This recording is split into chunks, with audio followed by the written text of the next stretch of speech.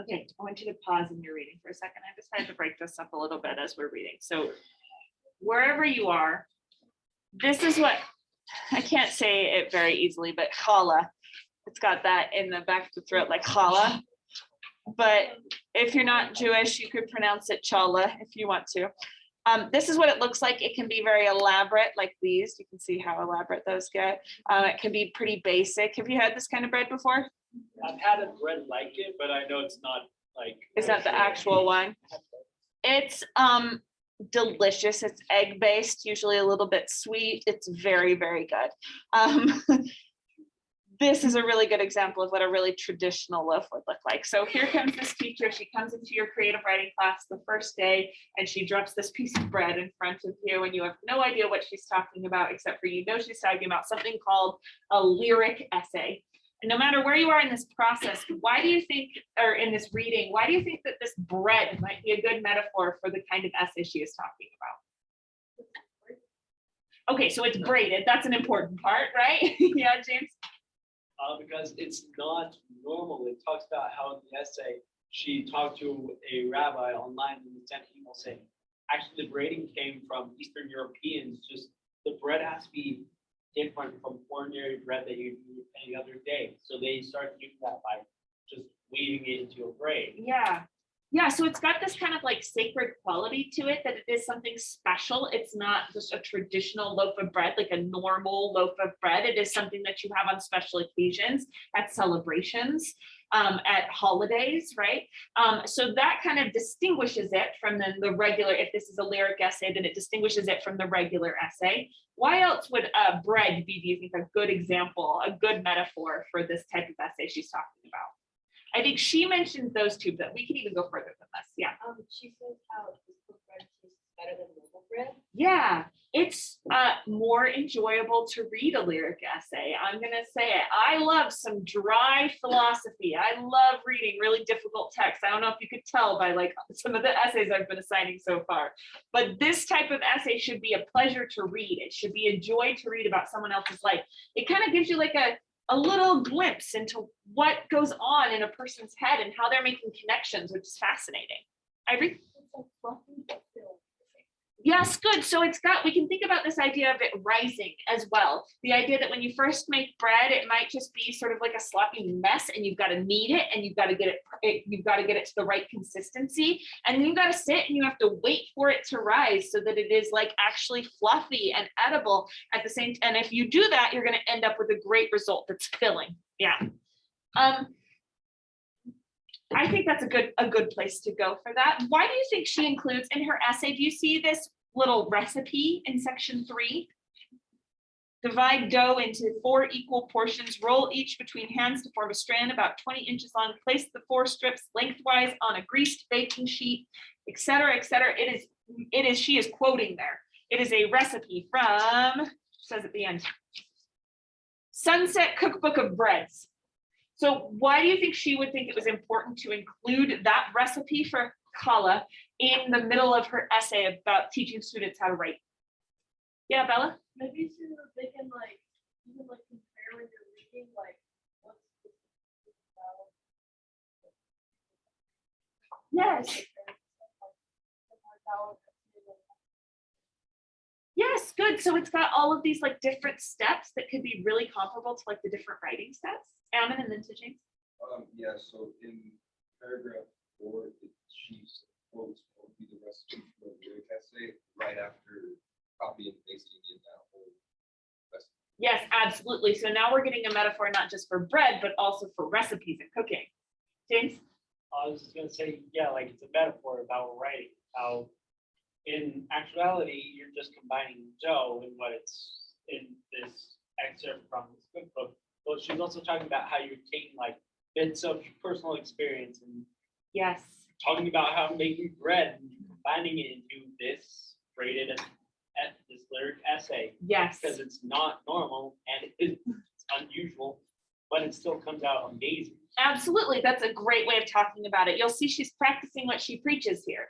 She's braiding together all of these different elements into one. And I really like how she talks about metaphors here, how she's like, any of these metaphors could be right. Like any of the ways that you are reading into this bread metaphor could be right. That's the joy of the lyric essay, is the reader gets to bring their own experience to it. Okay, which number of page are you on? 16 to, okay, great, then keep going.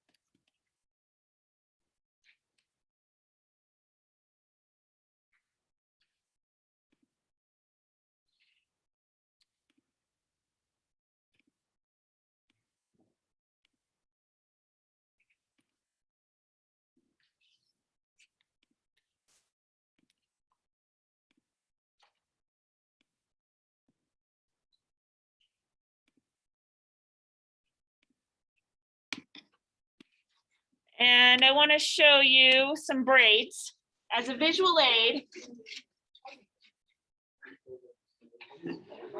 See how many different kinds of braids there are. Can't even do a regular braid. There's twists, there's these 4-strand braids, there's fishtail braids, some kind of French braids, you know, under and over. Okay, let me talk. The visual aid here is to show you that your essays can all look different from each other. There is no one way to braid it. And I want you to be making those choices based on your own ideas. And this is why we started with that idea of the lyric. This is an expression of your emotions. Now, let me just be clear about that part of it, because you're starting to like think about what to actually write about. I will be reading these essays. The contest will be reading it. So whoever the judges are, they'll be reading it.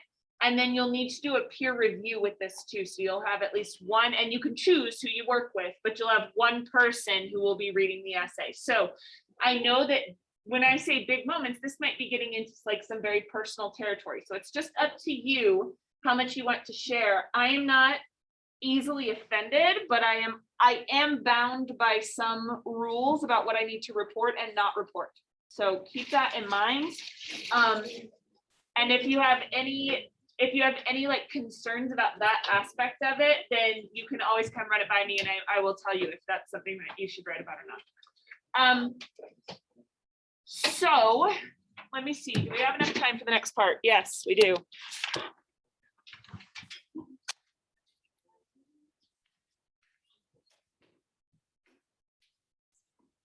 All right, so for some of you guys who have a lot of experience with creative writing, this is like really comfortable territory. You're like, yeah, I go home every night and I write about my experiences. I'm good. But for others, I go home and I cry about my experience. might be a little bit harder. That was so So- brutal. Actually, no, I promise. I had no humor out of it. So I'm gonna give you this one. Sorry, I had to decide which one. It works. Welcome to our class. Yeah, like, this is how our friends will know. I'm a worst.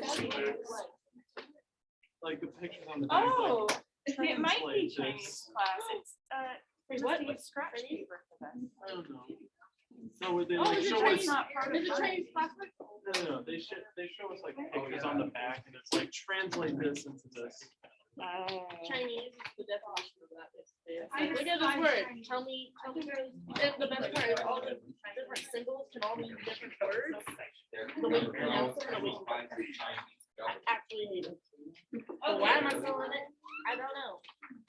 This is from an essay or a book called Bird by Bird. It is a writing advice book. The writer, Anne Lamont, is a very commercially successful writer, which means she like makes her living actually writing books. And she's giving you a little bit of advice about how to approach this assignment. So Making a living writing books. I am going to read it. I'm going to read this one out loud to you so that we can, you don't have to do more silent reading, okay? So you're gonna follow along if you think of anything and, if you're inspired by anything about what to write about or how to write as we go, these are yours, you can write on them. Okay. The first useful concept is the idea of short assignments. Often when you sit down to write, what you have in mind is an autobiographical novel about your childhood, or a play about the immigrant experience, or a history of, say women. But this is like trying to scale a glacier. It's hard to get your footing and your fingertips get all red and frozen and torn up.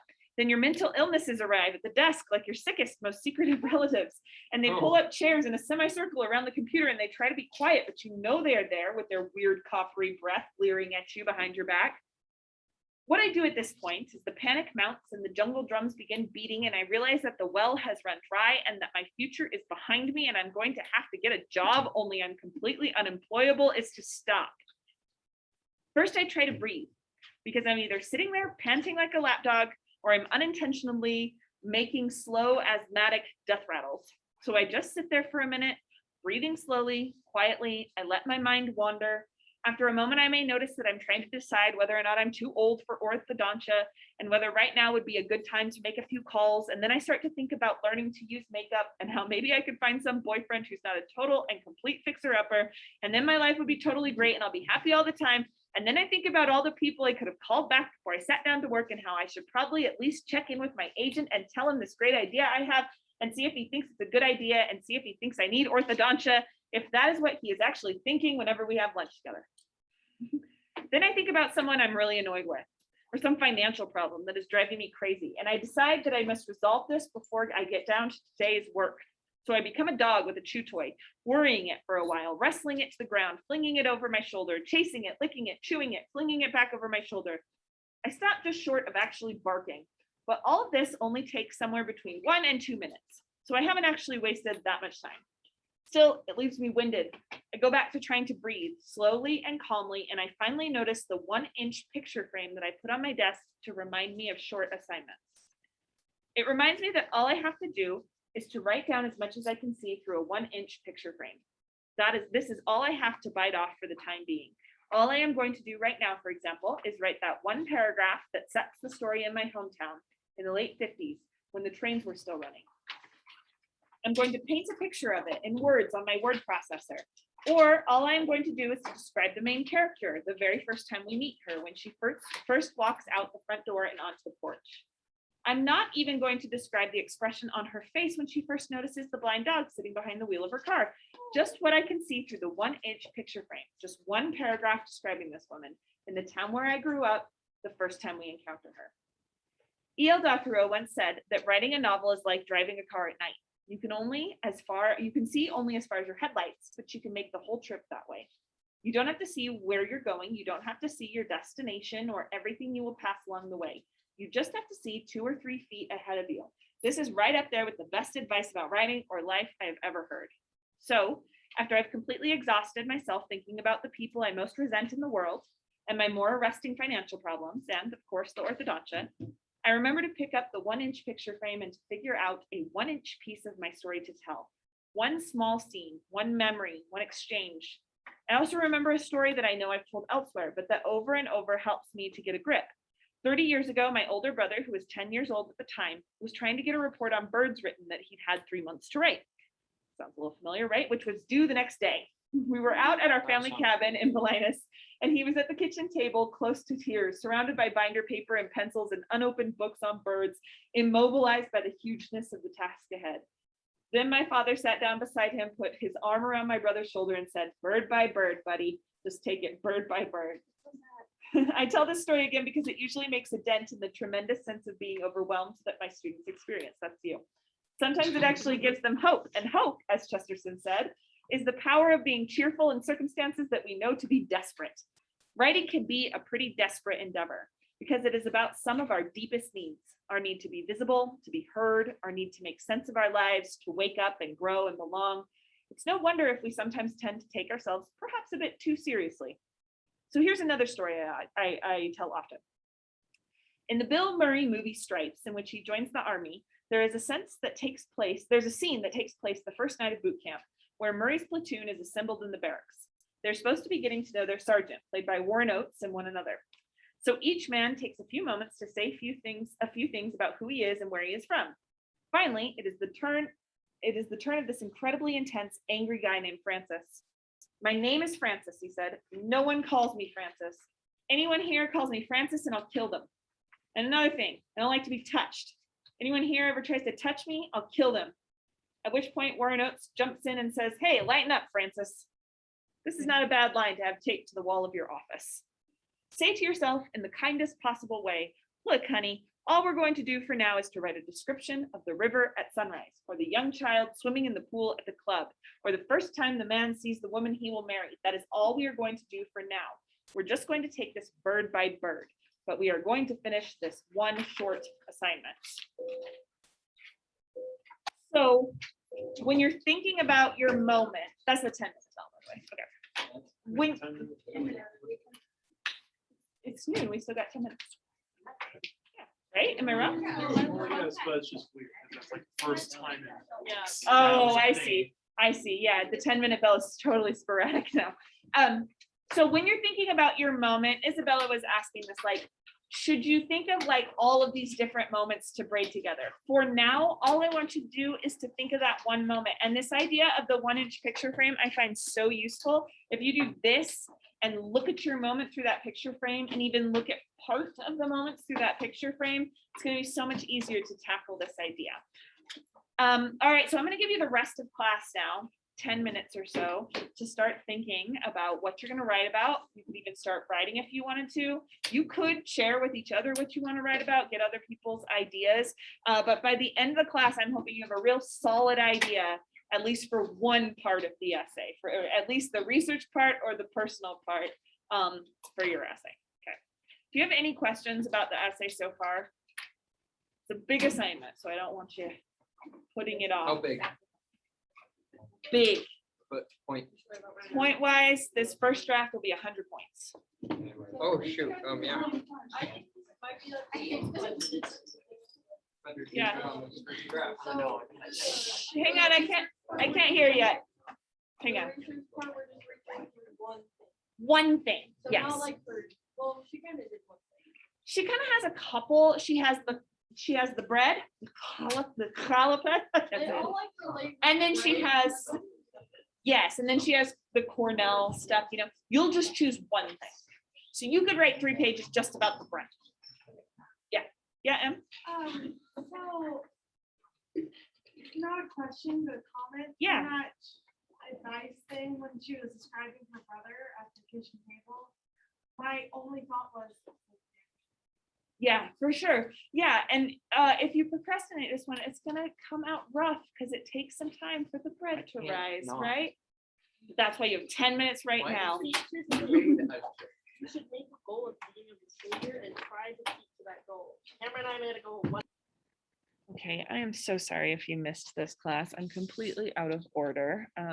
So let me just explain the parts. I'm going to first share my screen so that you can see our prompt for today. This was it. You're going to continue talking about that big moment because, so, you know, pause it right about this thing.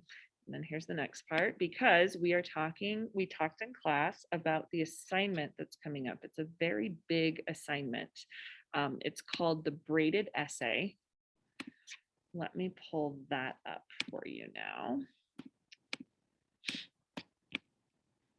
Share my screen. It is impossible not to say, I'm going to share my screen before you do it. It's like a Zoom thing. You can't not say it. Okay. So it's all the way on October 4th. So you're going to scroll down on Canvas till you get to October 4th. You see homework, braided essay, first draft. It's 5 pages total, but it's something very specific. So click on the directions here and read very carefully through these directions. It's a 3-page long personal paper and then a 2-page long research paper. And the research paper, it can be about anything. It's just about something objectively true. So you can research like, I'm thinking of writing one of these and I could research the history of punk rock, for example. So let me start from the beginning. I'm sorry.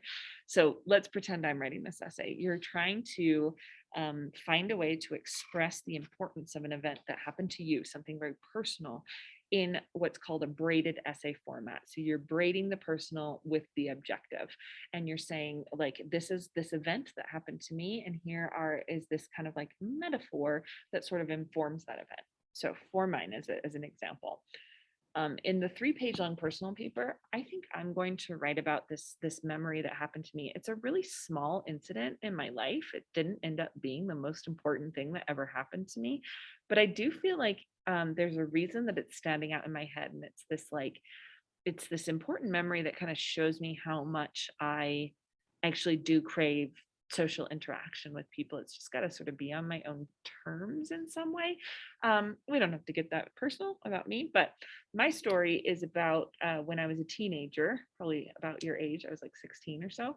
I snuck out with my friends late at night. It was probably like 2 a.m. So bad, don't do that.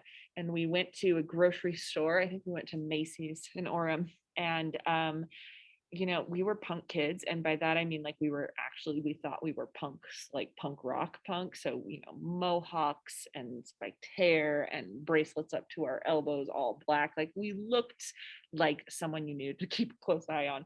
And we went to the store, and of course we got into trouble. We started like throwing pears at each other, which like, I would hope that teenagers these days have gotten better, but like, this was a very 90s kid thing to do.